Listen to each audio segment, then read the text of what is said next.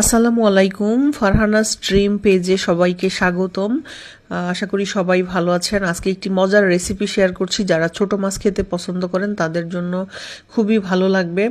রেসিপিটা হলো আপনার পুঁই শাক, ছোট মাছ এবং আলু দিয়ে ছোট মাছের চচ্চড়ি। পুঁই শাক কেটে ধুয়ে রেখেছি, আলু কুচি করে নিয়েছি, মাছ কেটে ধুয়ে রেখেছি এবং পেঁয়াজ মরিচ মশলা কেটে ধুয়ে রেখে প্রথমে ছোট মাছগুলোর উপর আমি সামান্য জিরা বাটা, সামান্য মরিচের গুঁড়া এবং লবণ দিয়ে আলাদা করে মাখিয়ে নিচ্ছি এবং আলাদা আলাদা যে পাতিলে রান্না করব সেই পাতিলে আমি আলু কুচি প্রথমে দিয়ে তারপরে পেঁয়াজ কুচি, কাঁচা মরিচ কুচি, হলুদের গুঁড়া, ধনিয়ার গুঁড়া এবং জিরা বাটা দিয়ে ভালো করে আলুটাকে মাখিয়ে নিয়েছি। মাখানোর পর এখন আমি পুঁই শাকটাকে দিয়ে ভালো করে মাখাচ্ছি।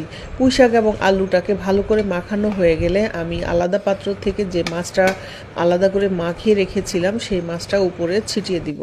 উপরে ছিটিয়ে বলতে ভালো করে বিছিয়ে দিব।